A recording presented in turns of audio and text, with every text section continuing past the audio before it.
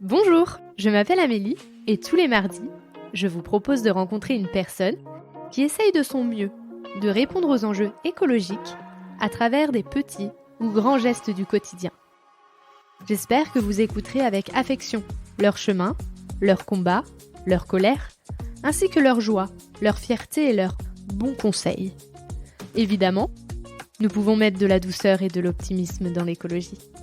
À travers ces épisodes, je souhaite semer des petites graines qui permettront, évidemment, de faire éclore de nouvelles croyances.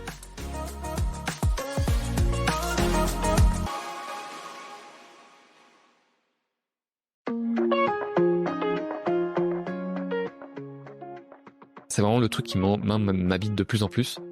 Mais c'est fou, on a vraiment des solutions. Enfin, je pense, il y a 10 ans, j'aurais pas dit ça. Enfin, 8 ans, 5 ans, 3 ans, j'aurais pas dit ça. Mais il y a plein de solutions. On peut vraiment se décarboner, on peut vraiment respecter le vivant. Et c'est pas non plus, et sans se scarifier et se saigner aux 80 quoi. Donc, acquérir cette conviction et le faire savoir et l'incarner dans sa vie, c'est un bon but dans sa vie.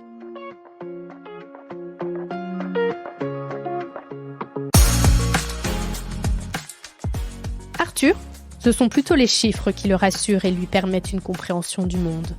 Pourtant, c'est en faisant confiance à ses émotions qu'il a regardé la crise climatique en face. Puis, il s'est senti appelé par la terre. D'ingénieur, il est devenu maraîcher. Mais il a toujours ce besoin de trouver et de proposer des solutions. Et pour cela, il a créé 2 fresques, les frontières planétaires et Horizon décarboné, pour pouvoir emmener le plus de monde possible dans la transition écologique. Je vous laisse en compagnie d'Arthur. Bonjour Arthur. Bonjour Amélie, ravi d'avoir ce podcast avec toi. Moi aussi, je suis ravie d'être là à Paris. Ça faisait un moment que j'étais pas revenue et il fait plus froid que la dernière fois vu que j'étais venue en juillet la dernière fois. Première question, c'est comment vas-tu, mais si je te dis écologie? C'est une super question. Eh bien, avec des sentiments mêlés en fait. À la fois, il y a des nouvelles absolument catastrophiques.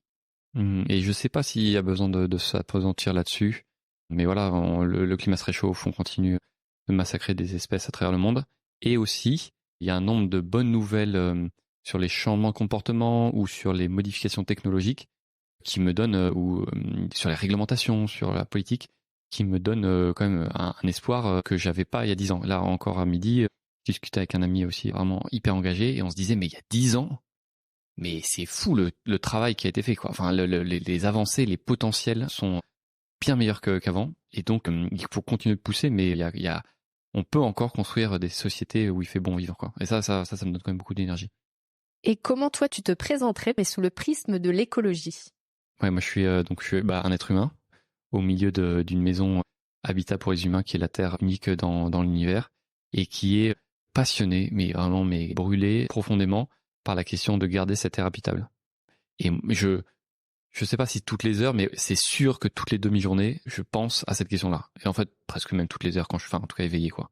C'est un truc qui m'habite depuis maintenant 2015 à peu près. Ouais. Et quel est ton chemin? Comment t'en es arrivé là? C'est un long chemin, hein. Donc comme tout être humain, je suis né dans une famille plutôt privilégiée, pas mal déménagé, vis plutôt dans des villes, Paris, Lille, Bruxelles, beaucoup. Voilà, et vraiment, enfin, à l'abri de la nécessité, des catastrophes. Enfin, c'était une enfance privilégiée. J'ai fait des scouts quand j'étais petit, et voilà, j'ai un peu débrouillardise et puis de quand même passer quelques mois dans la nature, voilà, faire des trucs avec ses mains, cuisiner sa nourriture avec un feu, etc. Apprendre à dessiner, observer les oiseaux, ça m'a quand même mis comme quelques graines du point de vue écologique, mais sinon rien d'un point de vue écologique. Et puis j'ai rencontré ma femme quand j'étais en école d'ingénieur. Et elle était au contraire de famille et personnellement très sensible à cette question de la beauté de la création, etc. Ça m'a beaucoup perturbé au début. Et puis elle m'a demandé qu'on aille sur le chemin de Saint-Jacques. Et donc on a marché ensemble. Après notre mariage, on s'est marié en 2015. On s'est marié fin 2014. Et en 2015, on a marché donc du Puy-en-Velay, où il fait assez froid d'ailleurs, jusque Saint-Jacques-de-Compostelle pendant 2 mois et demi. Et ça, moi, ça m'a retourné écologiquement de manière très importante. Vraiment, avant, pour moi, l'écologie, c'était forcément politique, pas sérieux, pas documenté, pas scientifique. Ouais, pas très sérieux. Et après là, il y avait déjà des graines, mais ça a vraiment énormément changé en 2 mois et demi. Et puis après, donc là, il y a une grosse bascule. Et depuis ces années-là, donc 8 ans maintenant, je creuse, j'approfondis toujours et encore ce sillon. Et le fait de partir pendant 2 mois et demi, c'est ça qui t'a ouvert les yeux sur l'écologie tout de suite, ou c'est que ça a eu plusieurs phases pendant ton voyage qui, à la fin, ça a été l'écologie, quoi, l'évidence? Donc il y avait des trucs un peu avant, mais pendant le chemin, non, ouais, plutôt, il y a pas un énorme déclencheur, il y a un bruit de fond, mais doux et agréable, et des moments forts. Donc le bruit de fond, disons, c'est le fait de marcher tous les jours, allez, on va dire 20 km. On n'allait pas très très vite. Avec ma femme, marcher ensemble, plutôt dans le silence. Et d'ailleurs, quand on est en Espagne, on passe par des villes un peu plus grosses qu'en France. Et à la fin, on mettait des boules caisses quand on rentrait en ville, tellement on était agressé par le son. Voilà, par le son, en fait, de la civilisation, on va dire ça comme ça. Et ça, voilà, comme ça, c'est un fait marquant, quoi. Mais attends, comment ça se fait que nous, les êtres humains, on est capable de produire ça et que ça me fasse si mal? Pourquoi on pourrait pas faire un peu mieux, quoi? Est-ce que je pourrais pas interroger, en fait, la manière dont je vis profondément et la manière dont on vit ensemble?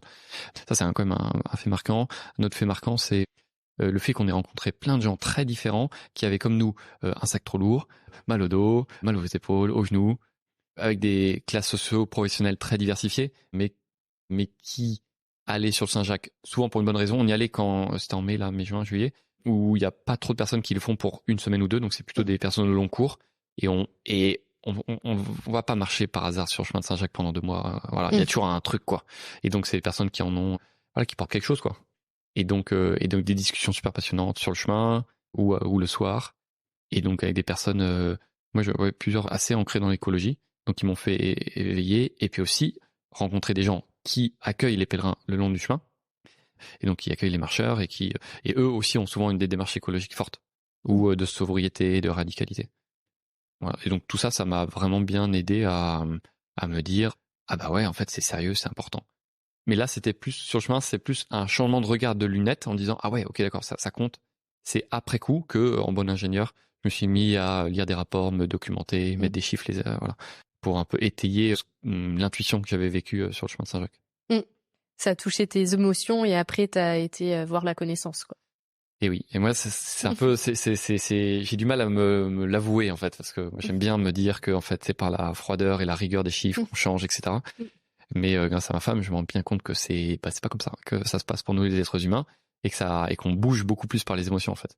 Et donc ouais, c'est ça. Donc d'ailleurs, c'est pour ça que après, là, en 2019-2020, on a sorti un livre, et moi au début je voulais absolument mettre toute la compilation de tout ce que j'avais pu lire sur les 5 dernières années, et en fait l'éditeur l'a même enlevé complètement pour garder que notre témoignage de changement de vie, parce que c'est ça, en voyant des gens qui bougent, qui changent, que les autres humains se disent, ah ouais, bah moi aussi je peux le faire. Donc clairement, moi, c'est le fait de marcher, de un peu entre guillemets souffrir, même si c'était très agréable, mais voilà, d'ancrer ça dans notre corps qui m'a fait changer, ouais, plus que des lectures de rapports. Et après, une fois que tu t'es mis à la lecture, donc en tant qu'ingénieur, je souris un peu parce que mon conjoint est comme toi, il a besoin des chiffres pour comprendre l'impact. Et est-ce que là, t'es tombé de haut quand t'as vu ces chiffres-là? Oh mon Dieu. Mais chaud. Enfin, vraiment. Donc, je suis issu d'une famille plutôt aisée, et donc avec des parents, des oncles, des tantes qui ont fait plutôt des très très grosses études. Donc style, papa avait fait Sciences Po, son frère il a fait X et les ponts, sa sœur elle avait fait HEC, mon grand-père avait fait Centrale Paris. Moi j'avais fait une école, évidemment j'avais fait une prépa entre guillemets, évidemment, parce que pour moi il y avait que ça qui était possible. J'ai doublé ma deuxième année parce que l'école que j'avais eue était pas assez bien, d'après ce que mon conformisme social me disait. J'ai eu Centrale Paris, ça m'a libéré d'un poids, un peu libéré, ouais, vraiment. Et donc, mais quand même, à la fin, je me disais, ben allez hop, le futur est rose, vert et prometteur, et tu vas faire carrière dans un grand groupe, et puis tu vas t'occuper gagner plein d'argent et restaurer le château familial. Donc c'était vraiment ça, quoi. Et là, je sors de Saint-Jacques, et là, je me dis, mais oh mon Dieu, enfin vraiment, mais en fait, on risque d'avoir une baisse de la consommation énergétique, les conditions d'existence vont fortement se dégrader. Ben, comment c'est possible que mes parents n'en aient jamais parlé, que mon école, qui est censée être une des meilleures écoles d'ingénieurs de France, n'en ait jamais parlé sérieusement, comment c'est possible? Est-ce que je suis devenu fou? Et si c'est vrai, et puis je vérifie les chiffres, les sources de l'auteur en question. Je dis, mais en fait, ça va vraiment très très mal. Les fondamentaux, là, ça va pas du tout. Donc ouais, j'ai fait, alors pas une dépression en termes médical, mais une mini déprime, quoi. Vraiment, pendant plusieurs mois, j'étais comme un légume. Ma femme, ça faisait moins d'1 an qu'on était mariés. Je dis, mais c'est qui ce Gus avec qui je me suis marié? Enfin, vraiment, c'était chaud. Et après, bah voilà, de nouveau, en fait, c'est par l'action, par les émotions qu'on change, à nouveau. Et donc, en fait, je me suis occupé d'un jardin et je suis allé voir un vieux paysan dans le nord de Marseille. À l'époque, j'habitais à Marseille. Et en faisant des choses concrètes sympas qui donnent du sens pour construire un monde un peu plus durable, et ben là, ça m'a remis d'attaque en termes d'émotions. Et puis voilà, puis depuis, ça augmente de manière régulière. Donc ça, c'est cool. Mais oui, je suis tombé de haut. Et ta femme qui était déjà dans l'émotion, qui était Ouais. déjà dans la nature, est-ce qu'elle aussi, elle avait conscience de ces chiffres ou elle a été aussi étonnée que toi en les voyant ou elle savait déjà? Moi, je l'admire beaucoup parce que elle a fait le choix de la confiance et donc elle aime beaucoup. Elle se repose sur d'autres gens pour vérifier ce genre d'informations. En fait, et in fine, moi aussi, parce qu'on peut jamais vérifier tout en source primaire, mais moi, je suis quand même, j'aime bien lire un rapport fait par des experts. Ma femme, elle peut, par exemple, on dit, si moi je dis quelque chose de ce rapport, elle me fera confiance. Et donc, ouais, elle passe comme ça, pas du tout par les chiffres, mais en écoutant et ça, en fait, ça a renforcé ses intuitions, mais voilà, ouais, comme ça qu'elle fait. Et après, l'étape d'après, c'est que tu es devenu maraîcher. Oui. Ouais. Et donc j'étais en sortie d'école. Je suis modélisateur de trafic routier. Donc je fais des modèles avec un logiciel spécialisé Excel un peu complexe pour essayer de se dire et si on change le réseau routier, qu'est-ce qui se passe? Et en termes de trafic, de demande. Et c'est assez intellectuellement intéressant. Le truc quand même, c'est que moi je faisais beaucoup des échangeurs autoroutiers. Donc si on rajoute cet échangeur sur cette autoroute, qu'est-ce qui se passe en termes de trafic? Est-ce que la société concessionnaire, est-ce qu'elle y gagne en fait? Est-ce que le trafic augmente et donc est-ce qu'elle gagne plus de sous? Et en vrai, c'est pas du tout le genre d'ouvrage d'art dont on a besoin pour répondre aux défis écologiques. Et donc en fait, le métier que je faisais est indispensable à la transition, indispensable. Changer la mobilité des Français, moins de pétrole, moins de CO2. On a besoin de modélisateurs, à mon avis, pour prévoir les changements et le faire de manière un peu optimisée pour éviter faut que le changement se passe un peu en douceur possible. Mais là, c'était pas du tout ni ce que je faisais, ni ce que la boîte dans laquelle j'étais voulait faire. J'en ai discuté avec le chef, l'associé. Il voulait pas changer. Et donc, à un moment, je me dis, bon, ok, il faut que je change, quoi, parce que ça n'a pas de sens. Et donc, pendant le chemin de Saint-Jacques, j'avais vu cette possibilité de faire du maraîchage et du maraîchage de manière un peu différente du maraîchage classique, à savoir du maraîchage manuel et sur une toute petite surface. Et enfin, maintenant, ça me paraît une évidence que c'est possible parce que c'est ce que je fais. Mais à l'époque, et je pense peut-être pour tes auditeurs, se dire, mais comment c'est possible qu'en France, en 2023, enfin moi c'était 2015 à l'époque, c'est possible de gagner sa vie en faisant du maraîchage sans tracteur? Comment c'est possible? Et ça m'est vachement attiré en me disant, mais ouais, en fait, bah oui, moins de pétrole, moins de CO2, proche de la terre, on soigne une petite surface, et puis le reste, on peut le laisser à la biodiversité. Génial, quoi. Donc, dire, ok, il y a des grands problèmes, mais moi, en tant que professionnel, je peux me réorienter vers l'agriculture, et je vais avoir un métier vraiment qui a du sens et qui pousse dans le bon sens. Et donc, bon, comme évidemment, j'ai personne dans ma famille sur plusieurs générations qui a jamais touché à quoi que ce soit de l'agriculture, j'ai fait quelques stages, je me suis beaucoup renseigné pour savoir si c'était pas juste un rêve de bobo des villes, quoi. Surtout que maman, quand je lui ai dit ça, elle m'a dit, est-ce que tu connais Jean de Florette? Et je disais oui, et elle m'a dit, bah, à mon avis, tu sais que j'ai une très grande intuition, mon fils, tu vas finir comme ça, comme lui. Et donc Jean Florette, pour l'histoire, c'est un héros d'un roman puis un super film de Marcel Pagnol. Et voilà, donc c'est un percepteur, je crois que c'est un percepteur d'impôts qui reçoit une terre dans le sud-est de la France et il va en faire un élevage de lapins un peu à haut rendement et il fait ses calculs de matheux pour les probabilités de pluie. Et ça marche une année, une deuxième année, à chaque fois ric-rac quoi, parce qu'il pleut pas beaucoup dans le sud et donc il faut vraiment qu'il pleuve au bon endroit. Et à la fin, je vous passe tous les rebondissements, à la fin ça marche plus et il en meurt. Ah. Voilà. Et donc ma maman chérie qui me dit mais voilà, tu vas finir, enfin tu vas en mourir. Voilà. Donc voilà, donc il y avait quelques petits signaux d'alerte qui m'ont fait dire bah ok, bah il va falloir peut-être que je réfléchisse à 2 fois, je teste etc. Ça nous a pris donc quelques années et donc on a fait pas tant de stages que ça quand même. Voilà, 2 mois de stage et puis 1 mois de tour de France assez rapide des initiatives écolo qui nous inspiraient. Ça nous a donné une patate d'enfer. de voir des gens qui créent un monde beau et désirable, et d'en voir un différent tous les jours. Enfin peut-être un peu comme toi, on se dit mais tout est possible quoi. Les gens changent, ouais, on change le monde quoi. C'est parti. Donc ça voilà. Et donc en rentrant, mon chef m'a dit Arthur, ça va, t'es un bon professionnel, mais je sens que il y a un truc. Est-ce que tu veux pas qu'on en parle? Quand est-ce que tu pars quoi? Donc je lui ai annoncé notre départ fin 2019, 2020, enfin fin 2018, et en 2019 on a fait à nouveau 3 mois de stage dans une ferme maraîchère vraiment hyper intéressante, travailler comme on voulait travailler. Et après, on a cherché un lieu pour s'installer en France. Et en 2020, on s'est installé là où on est actuellement. Et depuis, on n'a pas bougé. Et tu peux en vivre aujourd'hui? Oui. Alors donc ça, maintenant, c'est alors c'est un peu complexe, mais de fait, j'ai un autre métier dont on parlera après, mais c'est pas celui-ci dont j'ai besoin pour vivre avec ma femme. Donc, de 2020 à l'année dernière, on était à temps complet, et même au début plus qu'à temps complet, pour monter cette ferme. Donc on fait 2 choses, on fait du maraîchage diversifié sur petite surface à la main, sans tracteur, et on fait aussi des poules pondeuses. Ma femme, elle est plutôt responsable poules pondeuses, et moi plutôt maraîchage, mais on travaille ensemble. Et ça, c'était aussi quelque chose qu'on voulait faire, un travail en couple, une œuvre commune.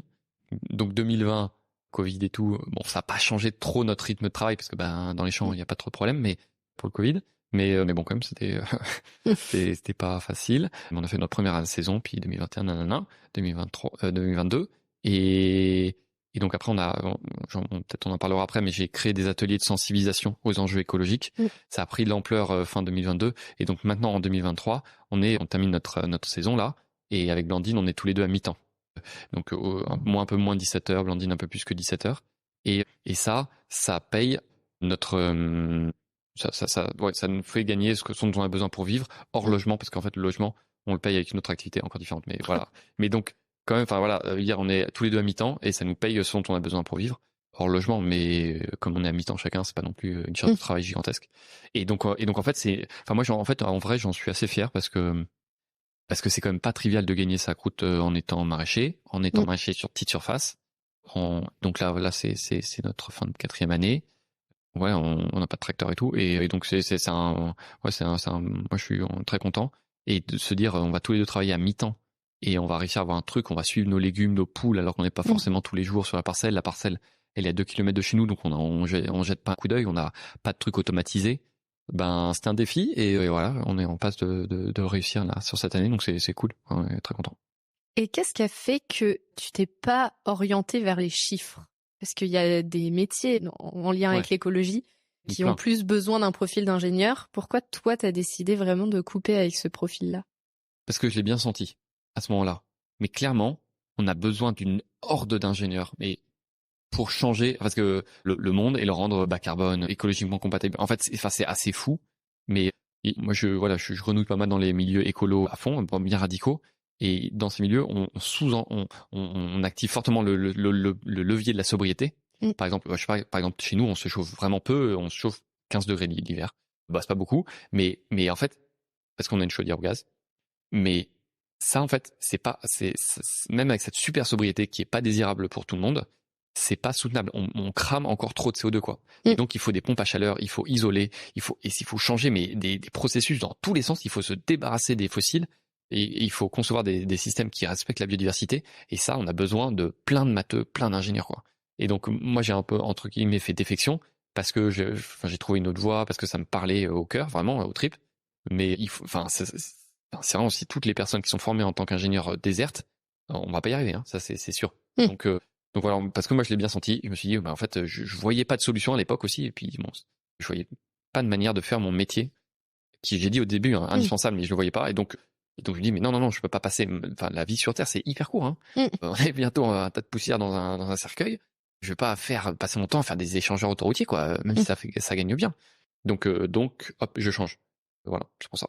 Oui, puis après, toi, tu as eu cette prise de conscience en 2015. Là, aujourd'hui, on est en 2023. Il y a de plus en plus de boîtes qui s'ouvrent en proposant de l'ingénierie, mais plus écologique. Donc, il y a peut-être aussi, au moment où toi, tu as eu cette volonté d'aller vers l'écologie, où il y avait peut-être pas assez de réponses d'ingénieurs en face de toi. Complètement. Et c'est bien possible. Alors, j'ai pas encore, je sais pas, mais j'ai pas encore d'exemple. J'ai pas rencontré de gens qui font mon métier d'il y a 8 ans, vraiment avec une horizon full décarbonation, respect de la biodiversité, mais ça doit exister. Enfin, je pense que ça doit exister. Donc trop bien. Ouais. Donc tu disais que ta maman pensait que t'allais mourir à cause de ton nouveau métier. Vu que autour de toi, c'était beaucoup de personnes qui étaient ingénieurs comme toi, est-ce que à un moment donné, tu t'es sentie seule ou t'as réussi à embarquer avec toi les gens autour de toi dans cette nouvelle idéologie? Waouh. Alors, déjà, oui, alors effectivement, c'est une idéologie. Enfin, moi, je trouve le terme en fait assez noble, même si parfois il agresse l'oreille. Mais effectivement, ouais, il y a une belle idée, garder une planète habitable, et j'essaye de développer un discours rationnel pour y arriver, quoi. Low cost, quoi. Donc c'est une idéologie. Et, et au début, je me suis pris mais comme un manche, mais vraiment, c'était catastrophique. Donc j'étais un peu le nouveau converti de l'écologie là. J'avais lu quelques petits rapports, j'avais encore peu de profondeur de champ. Et dans 10 ans, je me dirais que la profondeur de champ que j'ai maintenant est un peu ridicule, mais bon, c'est comme ça, on avance. Et donc je me souviens encore avec des amis, j'ai fait une conférence avec des diapos que j'avais fait moi-même, voilà. Et en disant, et le message c'était, bah voilà, y a pas de solution, on va tous crever en gros, à part des évolutions sociétales gigantesques, quoi. Et étonnamment, ça n'a pas beaucoup accroché, quoi. Voilà. Voilà. Donc vraiment, mais c'est parce que voilà, j'étais dans un état émotionnel où je me disais, mais en fait, je suis mal, et en fait, en le disant aux autres, ils vont aussi être mal, et on va être bien ensemble en ayant mal ensemble. Voilà. Ce qui est bon, parce qu'ils sont compréhensible, hein, mais je pense pas que ce soit enfin le truc le plus percutant, pertinent, transformant. Donc au début, voilà, je parlais d'effondrement à ma famille, personne accroché, quoi. Et ce qui est fou, c'est que maintenant, ça a bien changé. Donc ma famille, donc on est 5 enfants. Je suis l'aîné là, il y a 4 frères et sœurs. Et et papa et maman. Donc papa est mort depuis, mais maman maintenant, elle est vraiment transformée écologiquement, hein, et elle cherche à faire quelque chose de bien. Voilà, mon frère et donc mes frères en dessous, juste en dessous, bah ils dirigent une association qui forme à la transition dans l'enseignement supérieur, qui s'appelle le Campus de la Transition. Donc c'est le co-dirigeant. Et avant, il était dans l'aéronautique. Donc voilà, donc ouais, on peut dire qu'il a bien changé, quoi. Donc celui en dessous, moi alors lui il est préfet, et donc il a pas exactement les mêmes marges de manœuvre, mais voilà, il est attentif à ces questions. Et le dernier, donc il est encore en études, mais il est archi, et puis là il est en train de faire une spécialisation école d'architecte écolo, parce que ça existe de spécialisation. Et là il commence et il me dit, mais c'est fou en fait, moi je pensais un peu que là, non mais on m'avait un peu donné quelques bases d'écologie, développement durable. Et en fait, non, en fait, rien qu'avec mon premier bootcamp, mon premier mois de formation, je vois qu'en fait, on n'est pas à la page. Et donc, trop bien. En fait, maintenant, c'est un projet, enfin, vivre sur une planète habitable, ce qui est fédérateur pour notre famille. Et ça, c'est génial. Enfin, vraiment. Et je me dis, ben, nous, on a réussi à faire dans notre famille. Ben, en fait, il y a la grande famille humaine, et puis on a la petite famille française, et, bah, c'est complètement utopique, mais en fait, pour y arriver, en fait, on fait à petite échelle, on pourrait y arriver, ça va prendre plus de temps, c'est plus complexe. Mais il y a une nation à reconstruire, un beau mode de vie à garder, et ça c'est fédérateur. Donc moi, ça me donne pas mal d'espoir.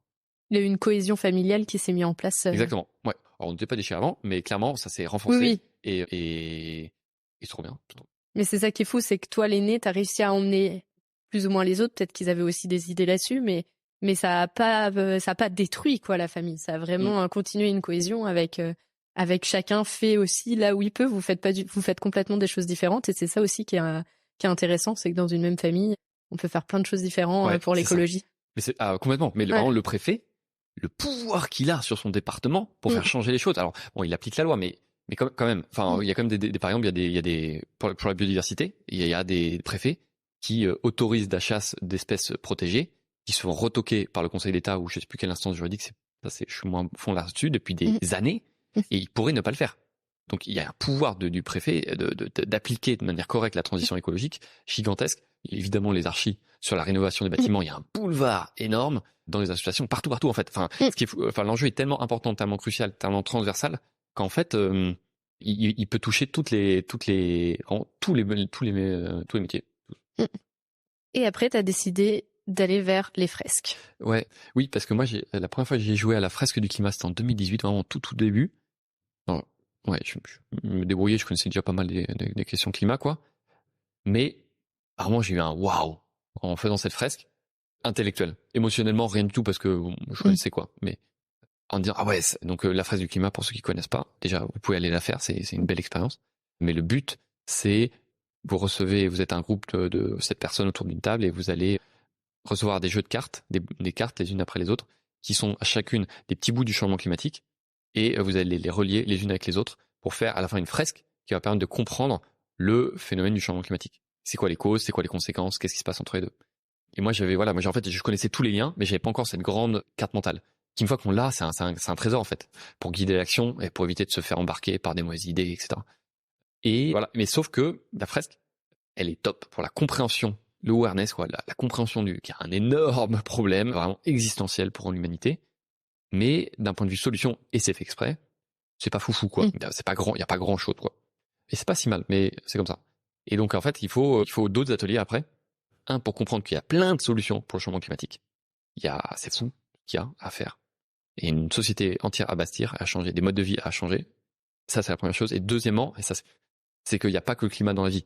Et qu'en fait, on parle pas mal de climat, un peu de biodive, mais en fait, il y a plusieurs enjeux environnementaux qu'il s'agit de prendre ensemble pour garder une planète habitable.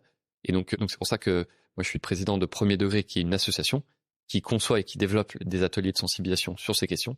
Et donc, pour l'instant, on a 2 ateliers. Horizon décarboné, sur la première axe, il y a des solutions au changement climatique. On y va, ça permet de dessiner un avenir désirable. Et 2, en fait, il n'y a pas que le climat dans la vie. On a ce qu'on appelle les limites planétaires, les frontières planétaires, qui sont 9 processus dont on dépend pour garder une planète habitable, dont le changement climatique et la biodiversité. Et puis, faites la fresque pour découvrir les 7 autres. Et ça, voilà. Et ça permet, en fait, c'est la marche d'après, la fresque du climat ou les marches d'après, pour réussir à comprendre que c'est plus vaste et qu'il faut intégrer d'autres enjeux que le seul climat. Et comment on fait pour créer une fresque alors? Est-ce que c'est dur? Ah ouais, non, pas dur. Enfin voilà, j'ai pas souffert, mais en fait, il y a deux métiers. Il y a la création et le développement. Et puis dans la création, il y a l'idée initiale. Oh, je vais faire, ok, super. Puis après, il faut s'y mettre, faut le tester, il faut tester, amender. On nous dit que c'est pas bien, faut recommencer, remettre le métier à l'ouvrage et tout. Ça, c'est le premier truc. Et ça, en termes de création, ça prend quelques mois à fond, assez exaltant. Et après, le développement, parce qu'en fait, avoir une bonne idée, avoir un jeu, c'est bien, mais quand même, le top, c'est qu'il y ait des centaines de milliers de personnes qui jouent et que ça les change, ça les transforme. La fresque du climat, elle réussit ça, je pense, assez bien. Il y a 1,2 million de personnes qui ont joué. Et surtout, il y a plus de 60 000 personnes qui sont animateurs fresque du climat. Toi, t'es animatrice? Moi, je suis pas animatrice, mais mon conjoint est animateur. Voilà. Et donc, moi, je suis animateur aussi. Et ça, c'est un énorme truc. En fait, moi, ce que je cherche, c'est pas tant d'avoir plein de personnes qui ont joué à l'atelier. C'est génial, ça va. Mais bon, 3 heures dans une vie, on joue à ces ateliers, ils durent tous 3 heures. C'est bien, mais ça donne un petit flash, voilà. Mais en fait, ça change pas complètement sa vie. Après, il faut continuer, voilà. Alors que quand on est animateur, souvent, c'est un outil qu'on va maturer, on va changer sa posture parce qu'on va devenir facilitateur, on va le proposer à d'autres, on va élargir son cercle d'influence, on va faire bouger les gens autour de soi dans le milieu professionnel, personnel, familial. Et ça vraiment pour le coup, enfin en tout cas pour moi, peut-être que pour ton conjoint aussi, ça change profondément les gens, quoi. Et donc nous, ce qu'on cherche aussi, c'est à former plein de gens pour petit à petit ça les change. Voilà. Donc on a 300 animateurs pour l'instant pour la fresque des frontières planétaires et 90 pour Horizon décarboné qui est l'atelier solution. Et en fait moi c'est ça, moi j'ai envie de chérir cette communauté de gens super engagés qui font ces ateliers professionnellement et ou bénévolement et qui cherchent à libérer l'influence et se dire en fait on est dans un système, il est hyper complexe, il y a plein d'interactions dans tous les sens, il bouge pas hyper rapidement, mais moi je peux bouger quelqu'un qui va ou deux personnes, ces 2 personnes vont faire bouger 2 personnes et là en fait et dans ce cas-là, on devient vraiment viral. Et une fois qu'on a atteint une bonne, en fait, c'est comme le Covid, quoi. Et après, on a atteint une masse critique. Et une fois qu'on a atteint la masse critique, ça change à toute vitesse, quoi. Et donc, et en fait, c'est ça, c'est chercher à rapprocher le moment du point de bascule social où ça y est, on se dit, on est mieux en tant que société. Et hop, on change, vraiment. Et celui avec les solutions, c'est des solutions que chacun peut mettre en place de son côté ou c'est des solutions à plus grande échelle? Bravo pour toutes tes questions. Et ben en fait les deux, parce que en fait, donc par exemple, pour donner quelques ordres de grandeur. Donc quand on prend les émissions associées à la consommation des énergies fossiles, enfin des émissions de CO2 de la France, qu'on divise par la population française, ça donne 10 tonnes de CO2 par personne, par Français moyen. Un Français moyen qui n'existe pas, il émet 10 tonnes de CO2. Et l'objectif à horizon 2050, c'est 2 tonnes. Donc pas beaucoup. Et après, il faut encore baisser, parce que ça suffit pas.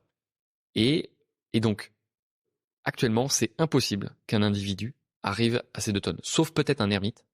Vraiment un ermite. L'ermite, ok. Mais quelqu'un de normal, il peut, vraiment quelqu'un de normal et très très très motivé, il peut descendre à 3-4 tonnes, on va dire, à peu près.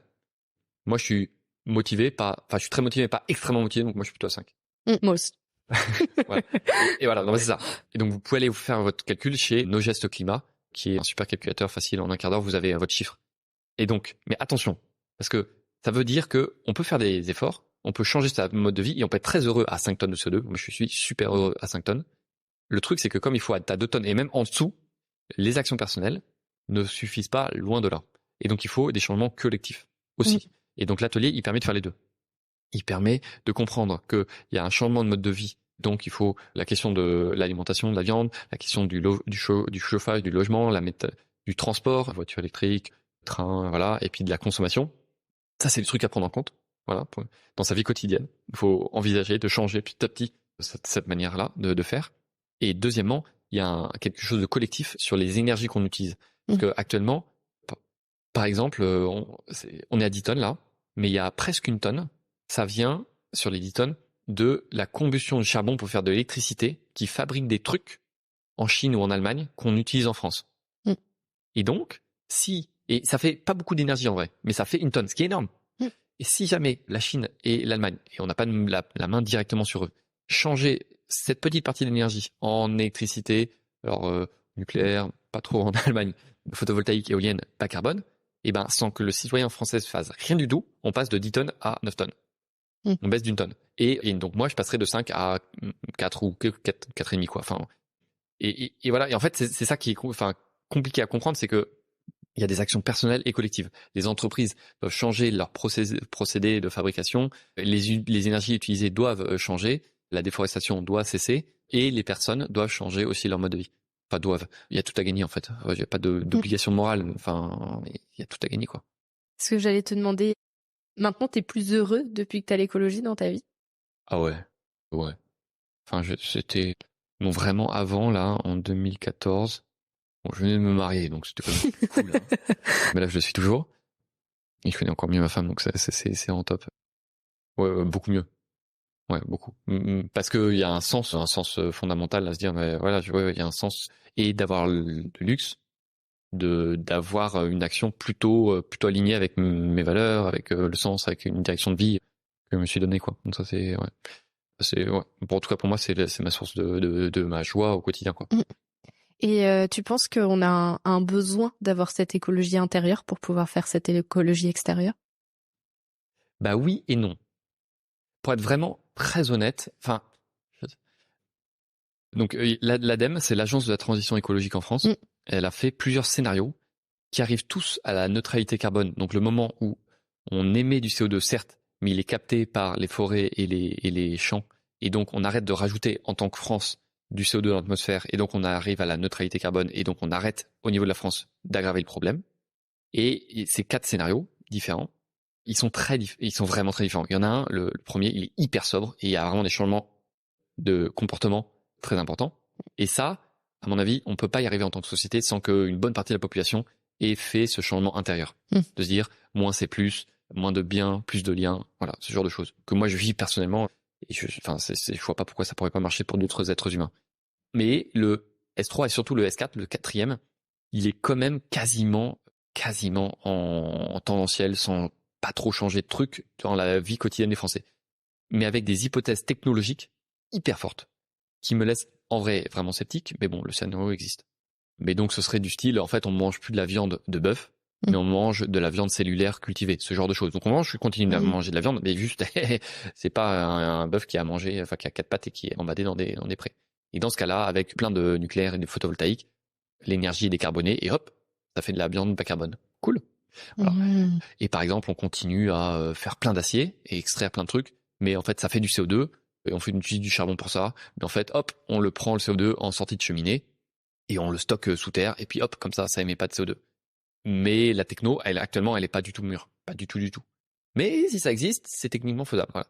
Et donc, pour répondre à ta question, parce que là, c'est quand même un gros détour, c'est bien possible que du point de vue carbone, mais pas probablement des autres frontières planétaires, et c'est pour ça que pour moi c'est important de tenir compte des autres frontières planétaires, ça soit pas nécessaire. Ta question c'était nécessaire.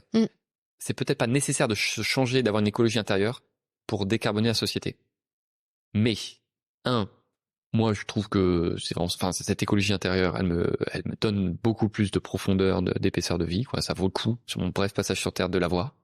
Et il n'y a pas que les hauts climats dans la vie. Et pour les autres sujets, consommation d'eau, utilisation des terres, biodiversité, là, je suis beaucoup moins convaincu qu'on arrive à faire ce découplage, quoi. À savoir, on continue un mode de vie et en fait, on baisse fortement les pressions sur l'environnement. Donc, pour l'écologie en général, et pas que la décarbonation, je pense que oui, il y a une écologie intérieure nécessaire et que en plus, la vie est plus chouette avec. Donc, let's go. Et tu l'as dit juste avant, moins c'est plus. Ouais. Est-ce que tu peux un peu plus expliquer cette manière de penser? Oui, qui paraît paradoxal et un peu bébête, impossible. Et ben, donc nous avec ma femme, on habite un village de 450 habitants et on est à côté donc du campus de la transition, qui est donc ce lieu qui forme les établissements d'enseignement supérieur à la transition écologique. Et donc il y a une belle horde d'écolos très engagés. Et ce que moi j'ai pu observer en vivant, c'est que donc on a moins de biens dans le sens, c'est pas la course à l'échalote entre nous de savoir qui aura un nouvel objet, etc. En revanche, ce qui nous rend heureux, c'est pas ça, c'est vraiment la qualité des liens qu'on tisse. Et c'est ça. Ouais. Donc, en plus, comme on n'est pas en ville, on est moins exposé à la publicité. Mm. Donc il y a peut-être aussi moins ce besoin d'y répondre. Et c'est par la qualité des liens que on est heureux. Et donc on est heureux en passant un moment à discuter, boire des bières. Et on réfléchit pour savoir vérifier que la bière est pas trop carbonée. Bah ouais, quand même. Voilà, on est écolo, on se refait pas. Mais qui fait on se dit pas, ah mais en fait on a besoin d'aller faire telle activité ensemble pour être heureux. En fait, c'est pas qu'on le fait pas, mais c'est la qualité du lien qu'on va chérir et qui fait qu'on peut se passer d'un certain nombre de consommations matérielles et énergétiques. Voilà. Donc moi c'est comme ça que je vois le moins de bien, plus de liens. Quel conseil tu pourrais donner des ingénieurs qui sont un peu perdus aujourd'hui? Ok. Bah, alors ne désertez pas. Je pense que vraiment ne désertez pas. Enfin, en tout cas, pas ne désertez pas votre métier d'ingénieur. Les besoins, ils sont gigantesques. Et ensuite, il faut juste être capable d'être ingénieur et d'agir au bon niveau, quoi. Et de pas se tromper sur le niveau de radicalité nécessaire. Et ça veut peut-être dire changer de boîte ou changer même de secteur d'activité, voilà. Et donc là, il faut se documenter pour avoir ça. Là, il y a un moment, voilà, de toute façon, c'est les ingénieurs, donc ils vont lire les rapports. Et là, c'est compliqué. Donc, c'est compliqué d'avoir des sources vraiment de qualité et tout. Mais voilà, cherchez. Bon, voilà. Cherchez des sources. Voilà. Peut-être, allez, une source, c'est un YouTuber qui s'appelle Le Réveilleur. Si vous voulez avoir des chiffres et des méthodos fiables, parce que c'est un peu ça, moi, pour orienter l'action, il faut des trucs fiables. Et ben, Le Réveilleur, pour moi, c'est quelqu'un qui fait sur plein de sujets différents, belle vulgarisation scientifique des enjeux, et après, ça permet, en tant que personne professionnelle, de s'orienter et savoir si oui ou non j'apporte une pierre positive à l'édifice, quoi. Et en dernière question, je voudrais te demander, qu'est-ce que l'écologie pour toi? La définition que souvent j'utilise, c'est l'écologie pour moi, c'est la science des conditions d'existence. Ouais, ça. Donc pour moi, j'utilise voilà, les papiers scientifiques autour des frontières planétaires qui décrivent ces processus qui permettent une Terre habitable. Et après, de réussir à descendre de ces 9 processus à les activités humaines, oui ou non, est-ce qu'elles sont compatibles avec ces processus, enfin le maintien en bon état de ces processus. Voilà. Et une autre définition, mais là c'est soit on intervient avec ma femme ensemble, et elle dit plutôt que c'est la science des relations. Ce qui est pas faux en fait. Enfin les deux sont concurrentes et intéressantes. Et voilà. Et donc elle a plutôt tendance à regarder comment les êtres humains sont en relation les uns avec les autres et comment ces interactions permettent de garder un écosystème humain durable. Toi, t'es plus sur les connaissances. Bah ouais. Et elle est plus sur le lien et l'émotion. C'est ça. Vous complétez bien. Voilà, oui, bon, voilà.